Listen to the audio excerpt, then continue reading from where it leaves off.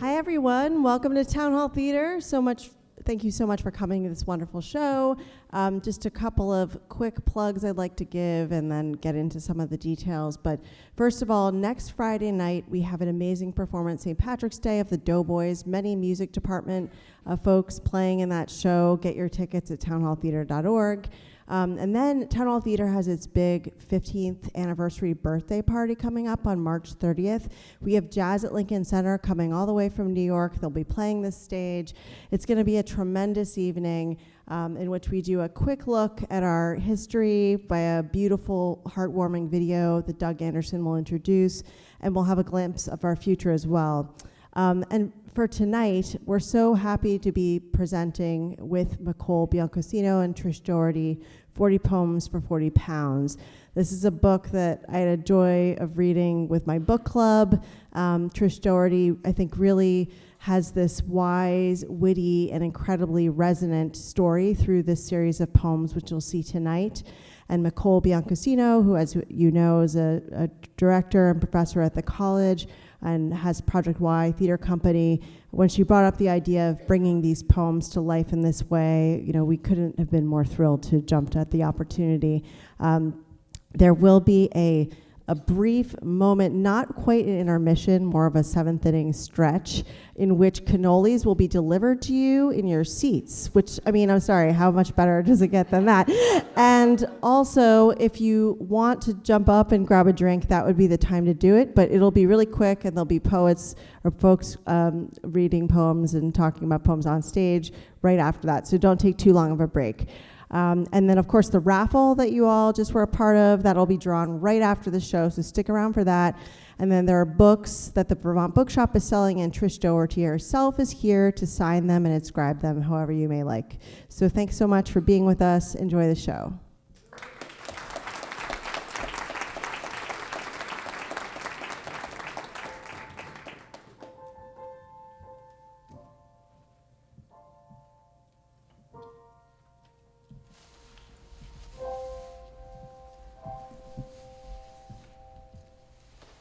Lifetime. Sometimes I miss the meetings. I still have my gold star stickers. They were sweeter than cookies, more refreshing than beer. I loved those stickers. I buy sheets of them at the store. They aren't the same. They don't taste as sweet. Not without a whole room of polite clapping to back them up. Now I am alone. Just me and this lifetime of diet lore. Just me and my daily logbook. Just me, my daily logbook, and the early morning encounters with the bathroom scale. Just me, the logbook, the bathroom scale, and these poems. You're my gold star now, dear audience. Share this with me.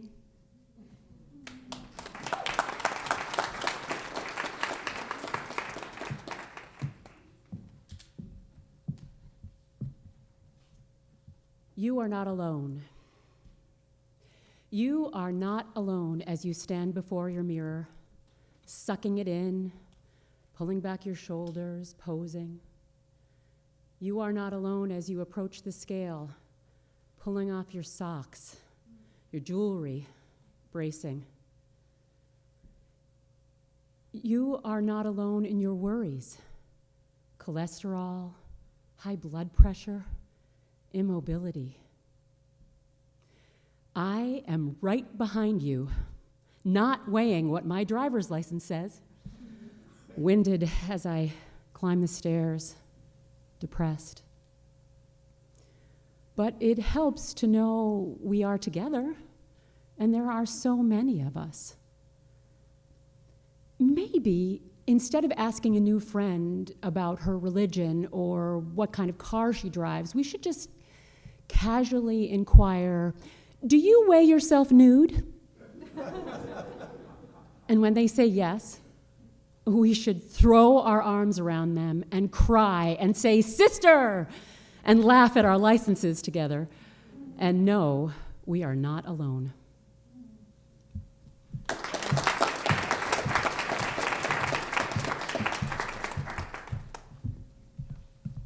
Secrets. Standing in the shame-filled glow of the refrigerator, casing the options before me. Repurpose margarine tub, Tupperware, pie plates.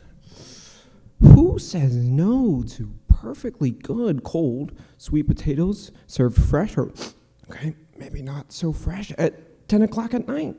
Are they saying no to this fantastic cranberry sauce and this quarter slice of pie? Close the lids and return them to the shelves. Wash and dry the spoon, tuck it back in the drawer. It was too few bites to bother writing down. This never happened.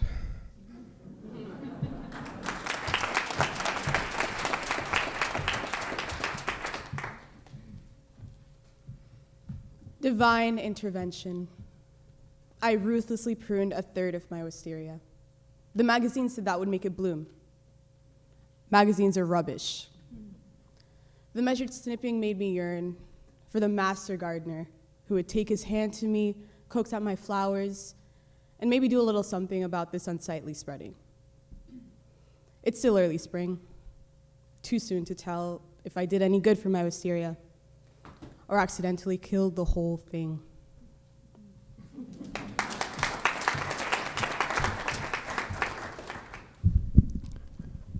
Too many confessions are not good either. The act of starting a diet contains within it a confession that you are overweight. Sorry, I'm dieting, you whisper, with your hand out to stop the food being pushed on you. And you do whisper, but the room echoes like you shouted. Diligently writing down every single thing you eat contains the confession that you don't pay attention.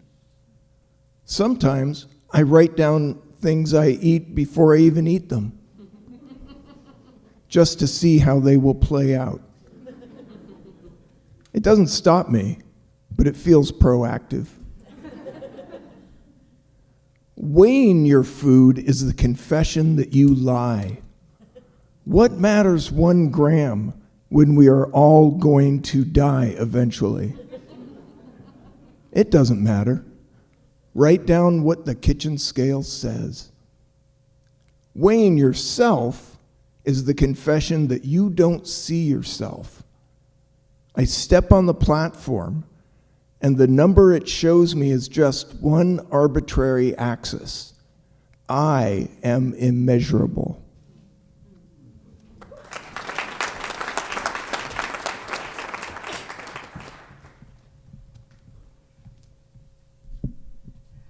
What's being said? I made this for you, so you have to eat it. You opened a package. You shouldn't have, really. I made for you, so you have. Constantly with the I, followed by guilt, guilt and a threat. I made for you, so you. You always think of food when you're worried. As my body changes, our relationship changes. I, for you. You know my likes and dislikes. We have shared hundreds of meals. What will we share now? I, you. I'm not leaving you, but it's your turn to be the fat friend.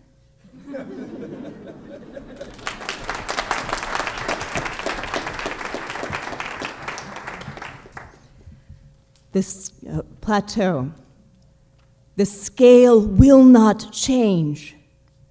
I nudge it to another part of the floor where the slope is more treacherous. I flip it 180 degrees.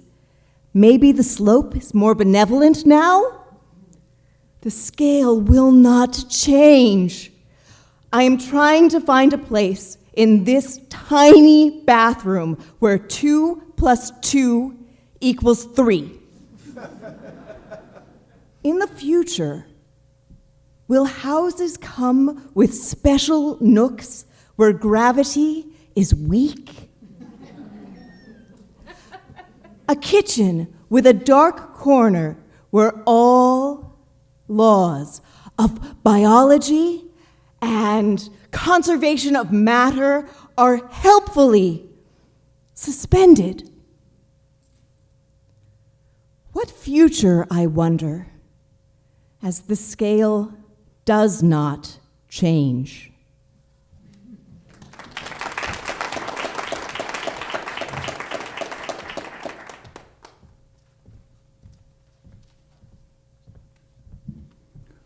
I cheated. I ate when I wasn't hungry. I ate because I was sad. I ate because I was a hole that needed to be filled. I ate because my mouth was empty. I ate my loneliness. I ate my streak of being good. I ate my self-respect. I ate garbage. I invented new freestyle garbage to eat. Ham wrapped around bread, wrapped around cheese. Ham wrapped around fingers, wrapped around thighs. I became garbage. Sadder, lonelier, and emptier. Arms wrapped around shoulders, wrapped around knees. Grief wrapped around loneliness, wrapped around nothing.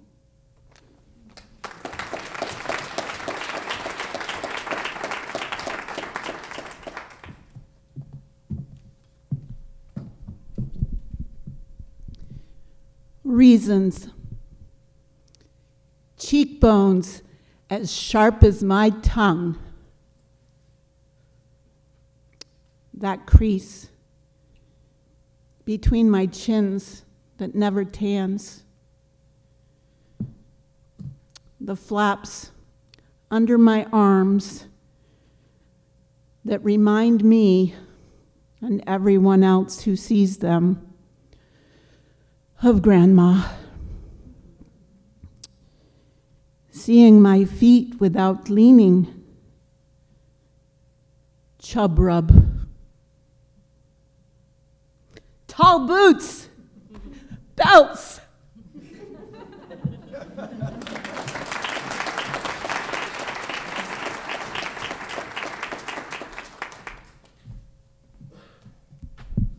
I'm out.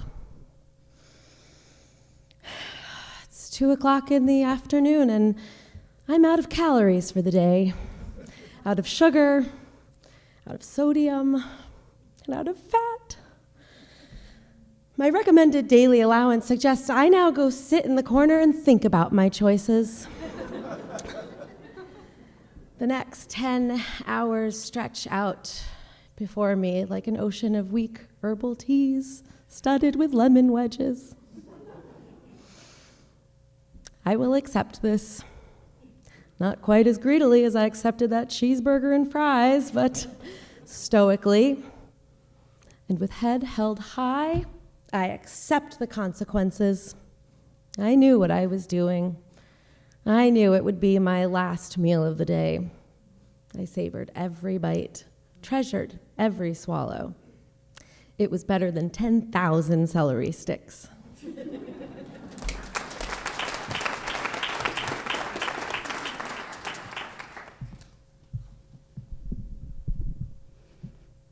The monster within. Even after I have dutifully, voraciously consumed my breakfast, I can feel it.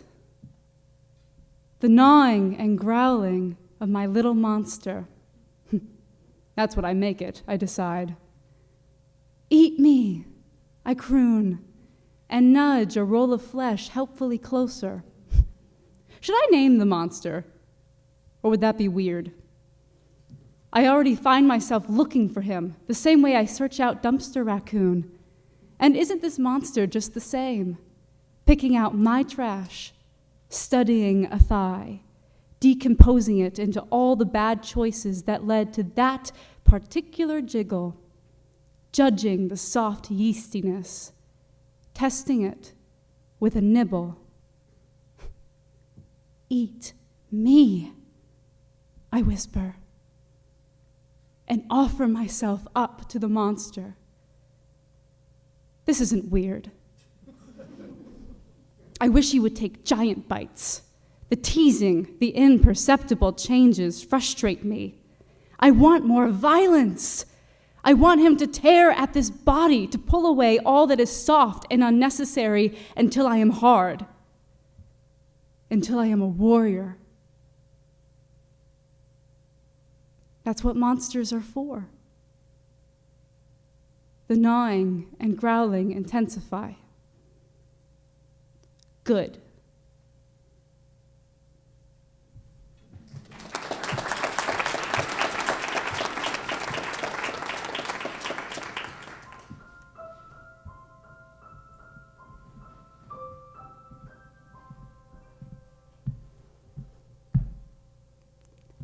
This you must do.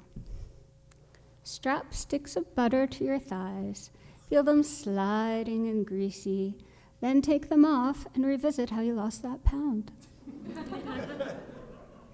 Tuck a bag of flour under your shirt, artisan flour and a generous cotton sack, the flour loose and soft and white.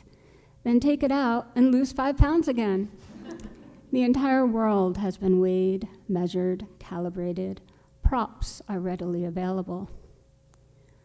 A 40-pound bag of dog kibble slides in my arms and the weight shifts suddenly. I heft the bag higher and dream of the day of the 40th poem.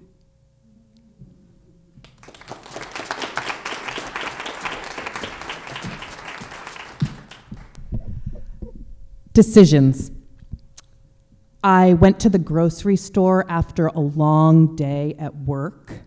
The list included such vagaries as yogurt, cereal, ice cream, and spaghetti sauce. By the time I reached the spaghetti sauce, I was on the phone, not in tears, but tears adjacent. Greek, low-fat, coconut had already been negotiated. 4 cereals, one with chocolate, one novelty, one with strawberries, and Raisin Bran were already in the cart. 2 ice creams, espresso chip and chocolate peanut butter cup were slowly softening. I stood before a wall of spaghetti sauces with no decisions left. A bankrupt puddle of crushed tomatoes. I borrowed the strength of the voice on the phone, choosing a homestyle marinara with garlic and onions in a jar that held a pleasing shape, and then I turned my battered spirit toward the long, quiet checkout lines. But just then the voice continued, soft and full of love. Maybe you could get some wine, too?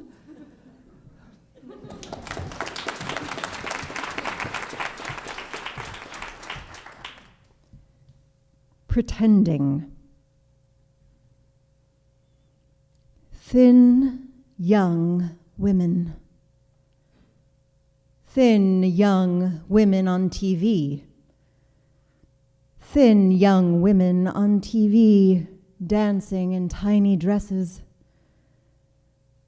Thin, young women on TV dancing in tiny dresses and drinking with abandon. The thin young women on TV, dancing in tiny dresses and drinking with abandon, are pretend. Don't try to be them. It will end in tears.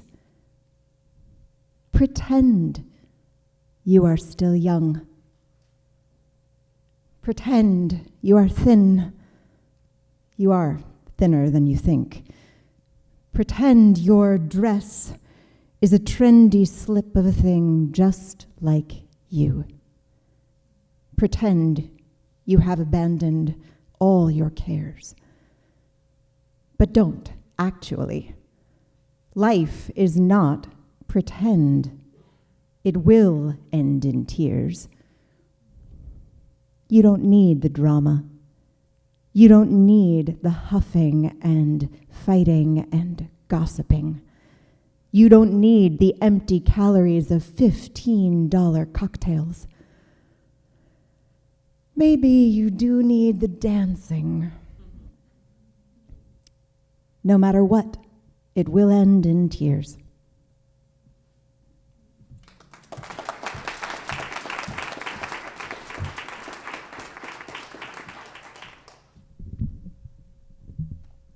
What's in a size? I strut out of the dressing room triumphant, which doesn't happen very often. Not to me, not to anyone. I am a 10, short and curvy. The jeans I toss in the trash are not, but now I am. Check my size. The strutting continues undiminished through the grocery store, the checkout line. The cashier asks to see my ID. She holds it close to study. Do I really look that good? Or did I just buy the cheapest wine? The cashier types on her screen, updating my file, no doubt, adding the new size. The receipt includes my horoscope and a number to call. The coupons are for fancy shampoo and a wine tasting seminar. The strutting continues with blessings.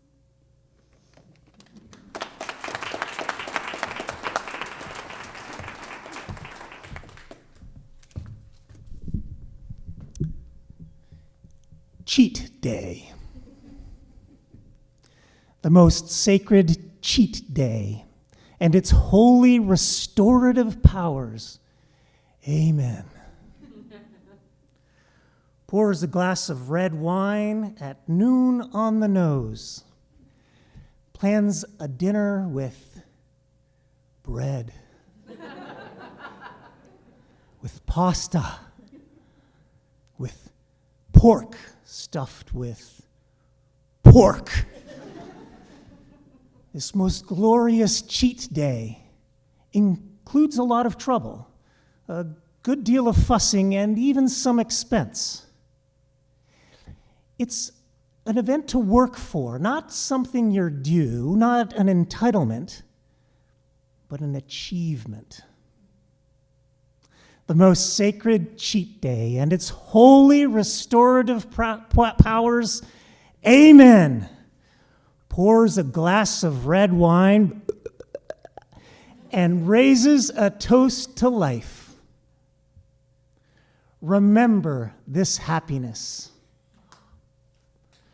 Remember this joy. Remember this feeling tomorrow.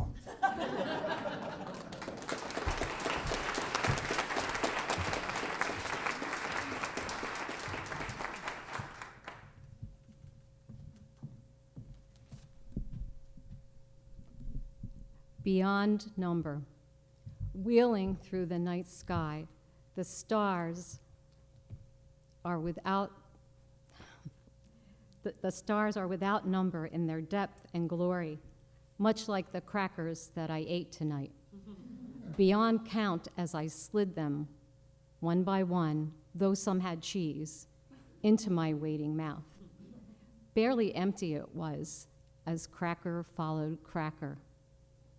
The beer could scarcely keep up with the washing down the throat, with the swishing of the palate. The stars bring their complexity and glory, wheeling through the night sky. So grand, so aloof, so removed from the 1,000 tiny hurts and these 1,000 crackers.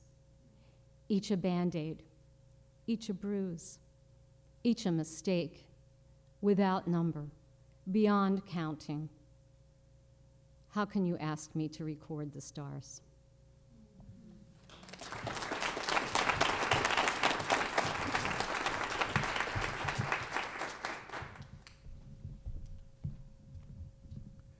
Daily fiber.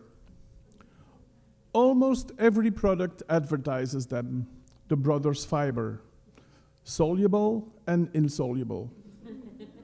Or, by not declaring thus, proclaims an absence, also useful. But where does one shop for moral fiber? Which aisle does it lurk within? I'm asking for a friend, the same friend who put that ice cream in my cart.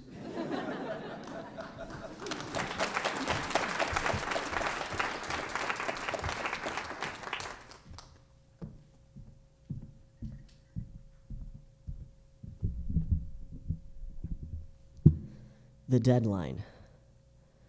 An event lurches into view on your horizon, a most auspicious day that someone will need to capture. The group photo will be blown up, up, up, and hang on someone's wall no matter how bad you look. They will place you in the front row.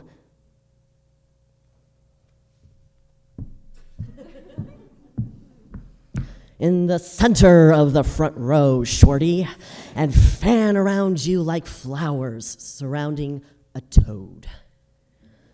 A date appears on the calendar, and suddenly everything is in focus. There is a clarity and an urgency that was missing before, back when I was expecting that I could lose and regain the same 2 pounds forever.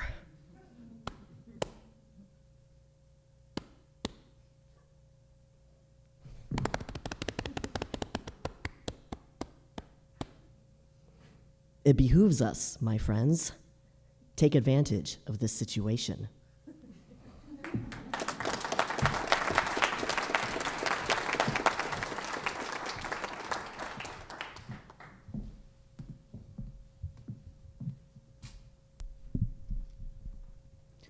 Pulling.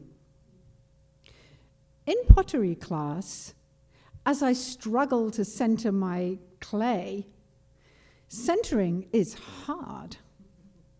Stacy asks me what I'm making. A tall and slender vessel, I snarl, slapping and bullying the clay. Later we will discuss which is the lowest form of pottery. Is it the humble salsa bowl or the cat food dish? I watch another piece of clay spin on my wheel, neither tall nor slender. I wonder if I can fill this one with ice cream.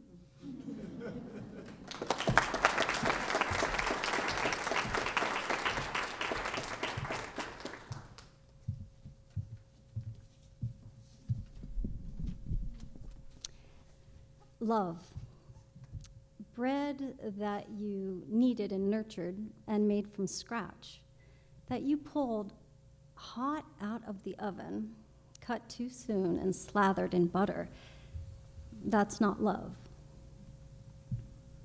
Chocolate chip cookies that require a trip for milk, barely baked in the middle, spread hot and gooey, they are not love.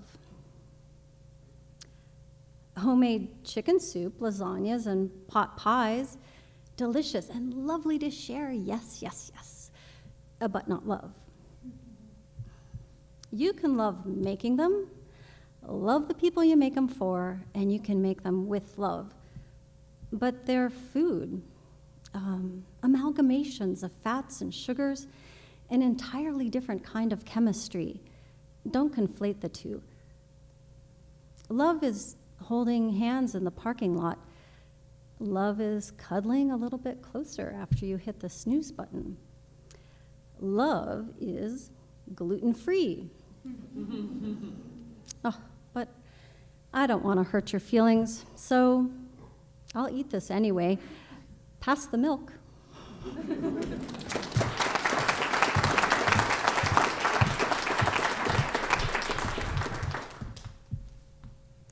Different. I look at my thighs spreading across the chair like waves running up the shoreline. They spread and spread, filling all available space, covering as far as they can reach, as far as the denim tide allows. And I feel exactly the same. I wish for all the pictures I deleted so I can compare my neck, compare my cheeks, the depths of my eye sockets. Has anything changed? I feel exactly the same. I fold jeans that are size 8 instead of 14. The fabric is the same blue. I don't know what to feel. Maybe someday I will feel confident, accomplished in this tiny thing that so many people manage. Maybe someday my thighs will be acceptable. But I don't know how to get there. I don't know if this is the right road that gets me there, or if I need to change something besides the numbers on the scale.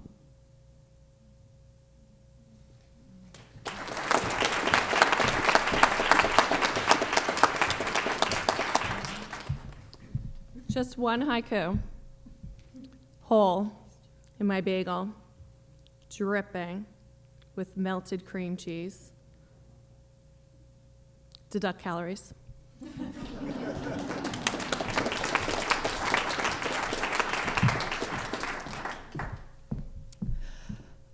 A funeral as seen from the acquaintance section. Stand about midway in the back of the church, not as far forward as family, not too far back suspiciously like some dramatic event. This is an old person's funeral. The tide of her life, which once surged forth, ebbs away completely today. Once upon a time, she flew to California, visited family, stuck her toe in the Pacific Ocean. She slurped down clams on the beach, and all summer long she smelled of tomatoes. At the end, her world was the kitchen chair, the recliner, the bed. She knew everybody at the co-op, was on the library board for years, dwindled to nurses and hospice volunteers. Life went on without her, not noticing she was still around. Kneel about halfway in the middle of the church. Think about who might come to your funeral. It's an odd expenditure of energy thinking about your own funeral. It's nice to make a few plans, save others the burden of guessing. You'll never know what happens. 100 people could show up, moved by the obituary you wrote in advance. Or maybe suddenly, in a fit of whimsy, you leave everything to your neighbor's niece, the one who checks in on you, the one who brings you the good bread from the co-op, because she remembers seeing you there in the aisle squeezing the loaves looking for crust. She asked you one time, and you just tore off an end right there in the store, just ripped it off and handed it to her so she could taste. It was a very good loaf, with a crust that crackled and a crumb you could chew. You leave everything to her with instructions. No funeral, no empty church pews, no flowers thrown on a casket like sacrificial Greek lovers. Sell everything you can, give away the rest. Visit Italy. Eat the good bread for me. Life is in the memory of the food that we share. You're standing now, flipping hastily through the hymnal, already a verse behind. It's hard to read with the tears streaming down.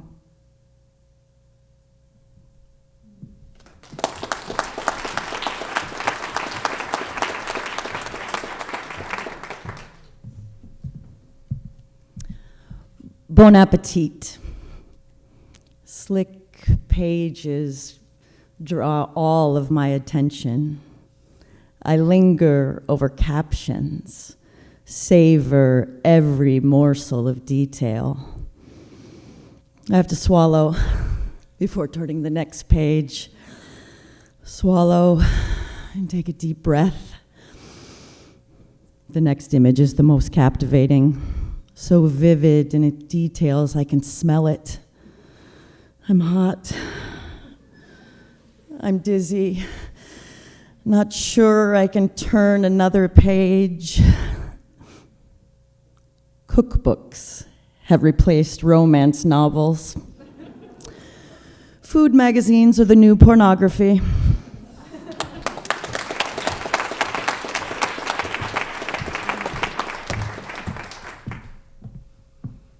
Snobs. There are enough people who don't appreciate the nice things. We don't need to cultivate them. Husband says, I've done a disservice to my sons offering them the most delicious food. I think it more tragic to accept bland sustenance, dutifully consuming rote calories for the sake of survival. Should I have taught them to live with bare walls? Provided themselves without books or soft chairs? Should I have raised Spartans without gardens who can't tell a daffodil from a rose? My children know a Monet from a Seurat and a Mornay from a Hollandaise. They were raised in my petit salon to be ideal dinner companions. They expect pillows and blankets, home-baked cookies served warm with milk. If that makes them snobs, unsuited for life in this harsh, bleak world, they can always stay with me.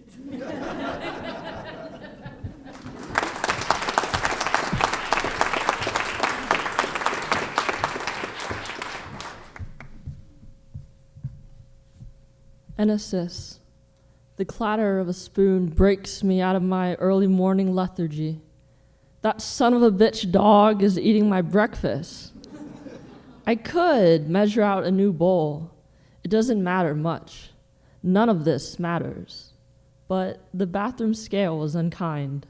Let us not speak of it. Perhaps this is the universe, bending low, lending a hand, or a paw, or really an opportunistic licking. So I content myself with moping about the trials of dieting and poorly trained boxers.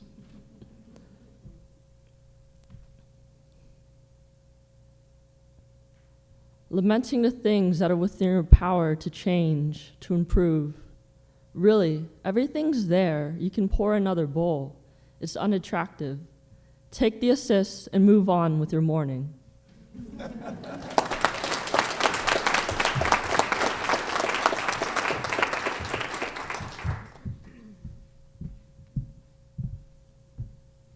Cherry chip.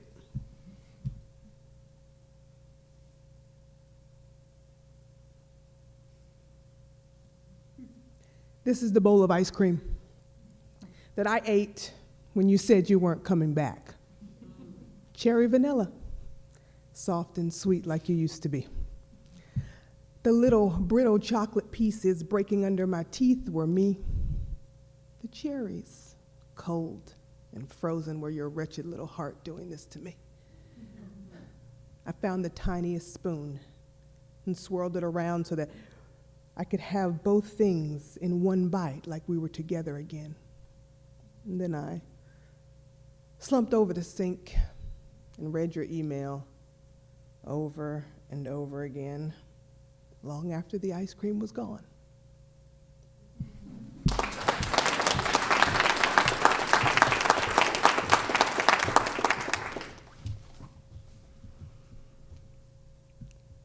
Hurting. I want to spread every feeling across hot buttered toast and eat forever. Grow as big as a house, the biggest ever, so everyone will know how much I'm hurting. And I want to never eat again, sew my lips shut, hold up a hand, and shake my head, no, no, no, never eat again, and look so thin, so tragic, that everyone will know how much I'm hurting.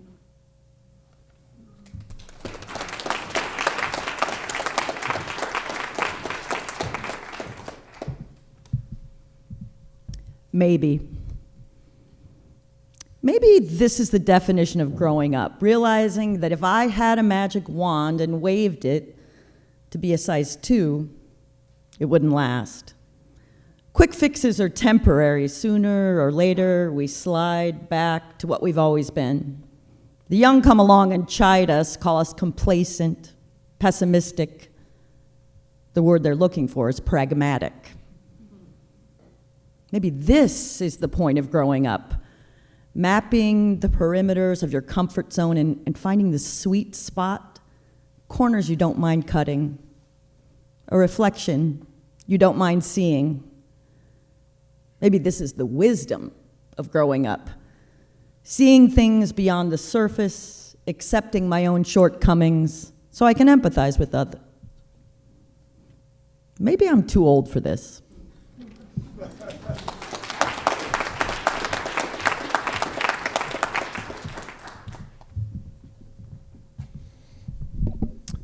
Handicapped Fries. Sitting in a bar with new friends, the spicy not too hot flavor from this bowl of French fries transports me back to my first bar. Murphy's didn't believe in food, only tiny bags of handicapped fries. It was a bar so unadorned, my mother refused to go in and fetch my father. She sent me instead. I remember having to stop just inside the door, letting my eyes adjust from the dazzling summer sunlight to the dim space. I remember standing there, caught in the darkness, knowing the men could all see me. I remember the tall black vinyl stools perching with my grandfather and my father, trying not to stare at the man with no nose. My father died first. The bar closed second. But my grandfather had already stopped going there. We lost more than my father that year. We lost everything he loved too, because it all hurt so much. My grandfather died a long time later. I have no idea when the man with no nose died. The next time I order these fries, I will think of them all again. Forever in their regular spots, forever smiling as they wait for my eyes to adjust, forever waiting for me to run to them. And for that, I am grateful. Food is a gift.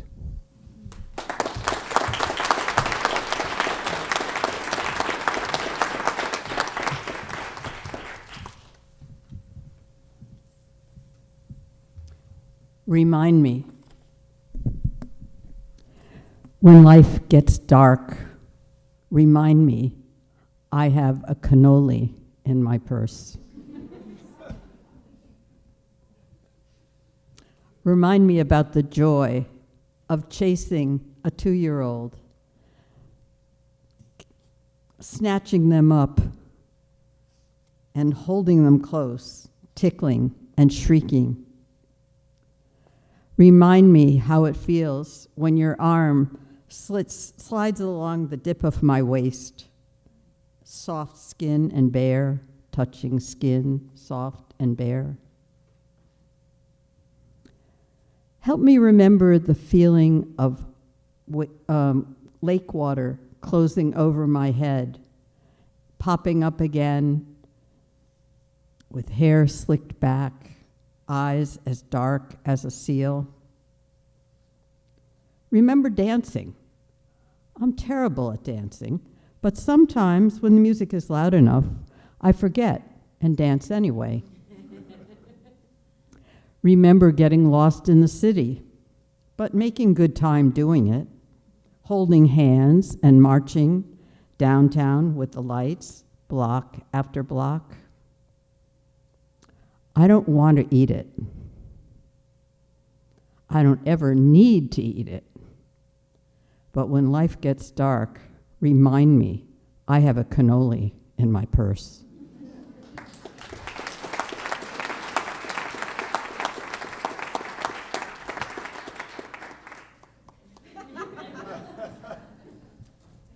And now we'll have a little break, and everyone will be invited to have a cannoli.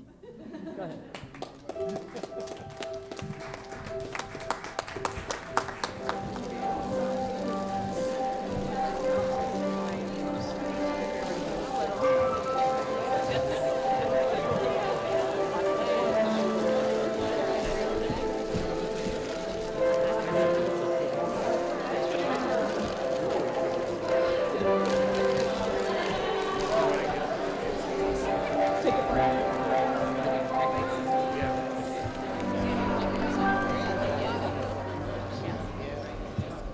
Troy, if Helen was a pizza. My food diary stretches back 6 months now, long enough to be a siege. Like any good war, I have no recollection of how it started. Was there a word spoken out of turn, or has this been the whim of the gods? In my battle, I imagine the Greeks bear promises of health and happiness. The Trojans hunker down with warm, buttered toast and ignore them. I am both sides. I think about Patroclus trying to wear a better man's armor and dying in it on the field outside the gates. I worry about being struck down by a spear before I can eat ice cream again. I am Odysseus, quick with savage planning and canny bartering as I struggle to not give up, to gain whatever ground I can. It's the Trojans that let strange food into my city. I am Penelope too, obediently industrious all day in front of suitors, but at night, alone, everything comes undone. At night, the loneliness creeps up my throat and wine chases it back down again. This food diary tells a tale as clear as Achilles' shield, though not quite as dark. The empty plains of repeated meals are cruelly the triumphs. Parties and friends mark lost ground. The irony lends itself to a balance and the endurance of the siege. This rocky plateau I have named Scylla. That vortex of emotional eating is Charybdis. The way through is tricky and prone to backsliding. I have a weight log too, recorded in private, in the nude, in the bathroom. The graph shows a wandering star, drifting close to a goal and then shooting away again, drawing near and drawing close. I can reach a weight and hold it, hold close to that number as it becomes familiar, master that weight, and then reach out for the next one. It's slow, so slow this way, but maybe it's sustainable. Back and forth the siege continues. Will it be 10 years? 20 years, the rest of my life? I am Calypso, enraptured with the project, holding myself captive.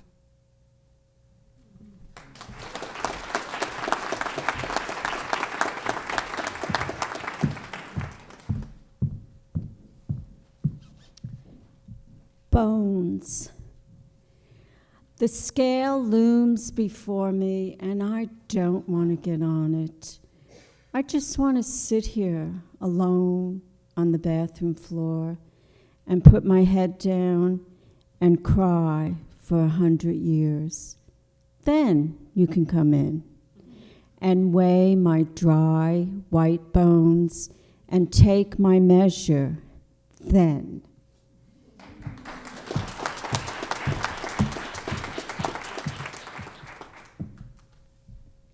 Praise. There are times when the mother stands behind the bicycle, cheering and clapping. There are times where the mother peeks through the door, steps away again. Her praise is not required every single time. I don't know if I've ever tried to explain this to you. There are times when what you're doing has to be for your own reasons. Parenting guides call them natural consequences. Parenting teachers ask if we want to raise autonomous adults or not. There are times we do. There are times I'm not sure I want to be an autonomous adult.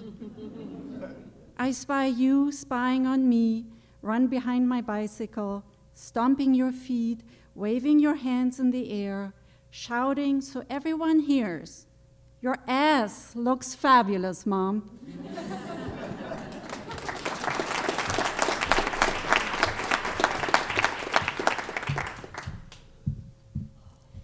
Engineers.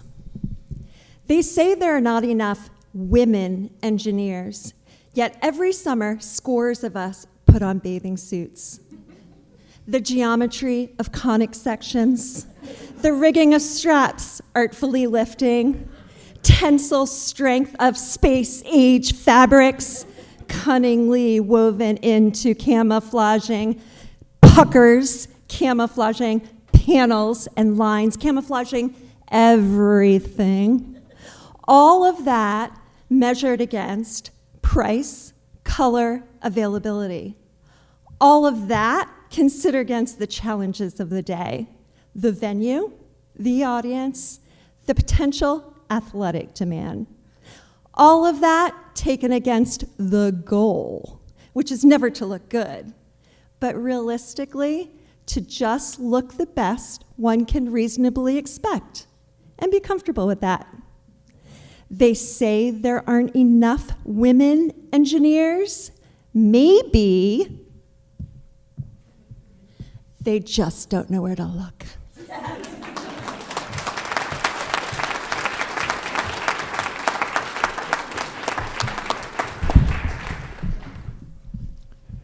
Mistakes.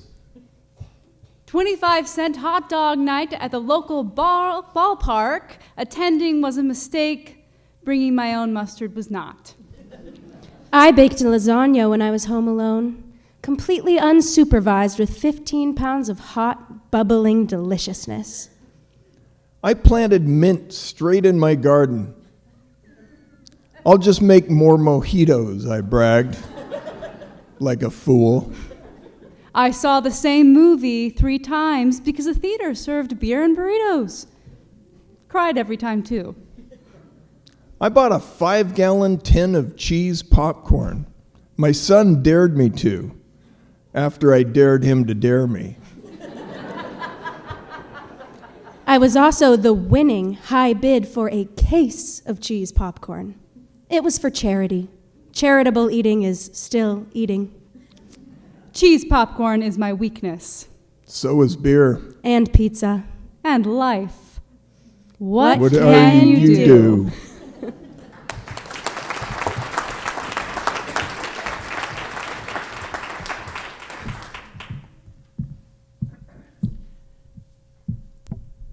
Skin.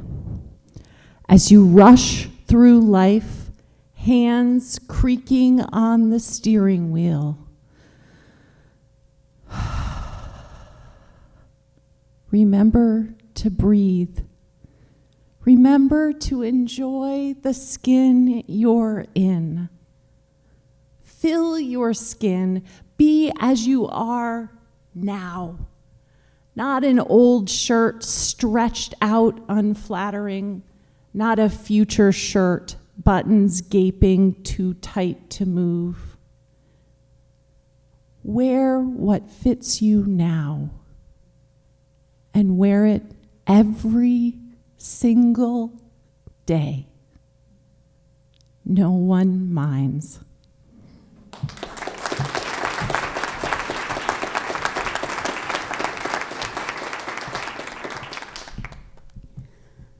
There is no 40th poem. There is no happy ending, no ending at all. Only different degrees of caring, of paying attention, of diligence. I wish for you enough family photo events to keep you from wandering too far. I wish for you long plateaus close to where you want to be. I wish for you friends to love and support you. And failing that, I'm glad you came tonight. Thank you.